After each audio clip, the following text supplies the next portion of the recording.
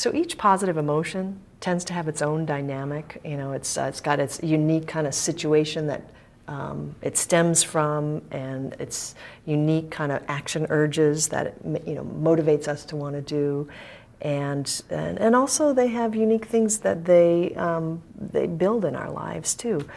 If we take all of the different kind of action urges that go with the positive emotions that we just talked about, for joy, it's play; for gratitude, it'd be creative giving. Just going down the list: savor and integrate, explore, yearn for a positive change, dream big, get new insight, aspire to excellence. These, have a different flavor to them than the kinds of action urges that go with negative emotions, which, are things like attack, flee, spit, get whatever it is that disgusts you out of your mouth. So it's kind of easy to see how the negative emotions would, those actions, attack, flee, fight or flight, would have been useful for our ancestors. But how do you see these things being potentially useful? I mean, what's the value of exploring, of dreaming big, of coming up with a new insight? I mean, these are, one way, the negative emotions get us to do one thing, the one thing that was, perhaps the best answer for our ancestors when they, faced a threat to life or limb. But positive emotions aren't about getting you to do one thing. They're about kind of broadening your perspective and getting you to be open to do, maybe 10 different things. There's a number of things that might fit into the situation. So they kind of, negative emotions kind of have this clamp down kind of, they really put blinders on us and get us to want to do one thing. Positive emotions kind of pull those blinders away and broaden us. So I'm just thinking about kids learning in school, or in school environments in general. If teachers could have more positive classrooms, the kind of things you describe about exploring and interest and all that would be a beneficial thing. Right, exactly. Mm-hmm. So it's like that foundation, that emotional soil that you create in a classroom setting is either going to, help people be in that kind of flexible mode versus not. Great example. I'm reminded of that cliche, survive and thrive. Mm-hmm. So the negativity might be more on the survival, even though positive is as well, but thriving, that's where the positive is. Yeah. And so getting into your mission and your purpose in life, you want to thrive, you want to really excel. So that's where the positivity kicks in. Right. So it's a great example of how, negative emotions could be about saving your skin, getting you through this terrible moment. Positive emotions really aren't about saving your skin in this moment. They're about preparing you for the next moments. So this is where I feel like the time scale of negative and positive emotions is just so different. Negative emotions, the adaptive benefit is like right in the here and now. And for, at least for our ancestors, negative emotions aren't always adaptive in the here and now for us today. But positive emotions, their benefit doesn't show up when you feel them. It shows up down the road. And it shows up down the road in step with how frequently you've felt that positive emotion or a range of positive emotions. So whereas negative emotions are really about time present, positive emotions are really about time future. They help us become better versions of ourselves. So these are two ideas that I've encapsulated within this theoretical approach that I developed called the broaden and build theory. So that, positive emotions in the moment that we experience them broaden our mindsets. The value of that broadened mindset is that the more moments we have of that broadened mindset, the more we build our resources and change who we are, fundamentally change who we are, and become a more resilient, more resourceful, more connected version of ourselves. So there's kind of like these two aspects of positive emotions on these two different time scales.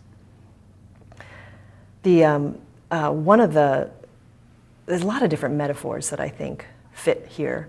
I like to compare these moments of positive emotions. They can last just seconds. sometimes, to nutrients. It's like, if people want to be healthy, they can't eat like one stem of broccoli in this particular year and expect to be healthy. I think my kids think they would, that one vegetable that they ate last month would do. But no, we need to have a lot. I mean, the number keeps raising for fruits and vegetables, right? We have to, get dozens in a day. But, positive emotions are kind of like that. We need the nutrients that they offer in terms of that way in which they enlarge our minds, in order to grow and change and be kind of the healthiest, most resourceful versions of ourselves. So nutrients is one metaphor I like to use. I also like to use this, metaphor of like the tiny engines. It's these they drive our growth, but they're a small driver of that growth, and you just need multiple experiences of that. I have this one slide that I've used in lectures and teaching of an engine that fits on the tip of your finger. It's like it's almost invisible, but it's you can make an engine that small.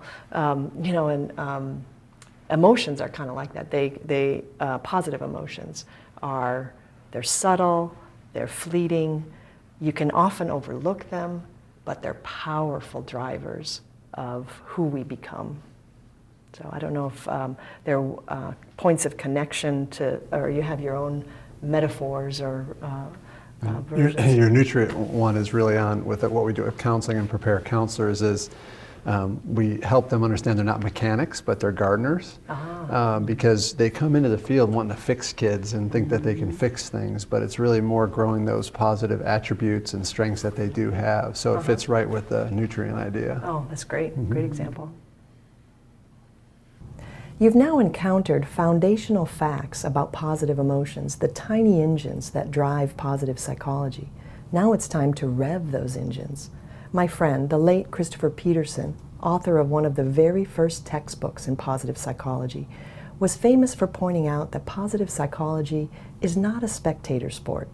To learn it, you need to get in the game and experience it for yourself.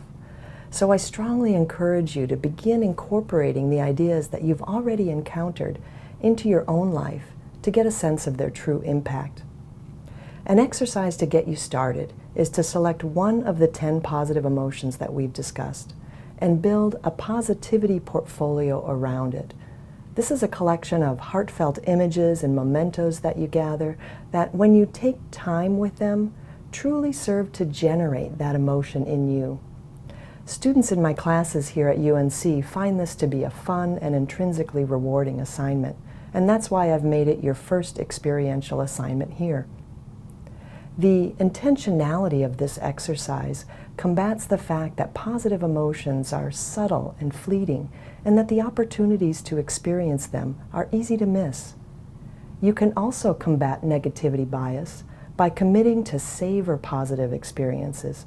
Take time to breathe them in so that they flower into positive emotions. Rick Hanson, author of Hardwiring Happiness, suggests that pausing to let good events sink in for 10 to 20 seconds allows them to become part of you, and this habit can rewire your brain to create a lasting positive psychology inside of you. And this is a simple shift in mindset that you can start right now.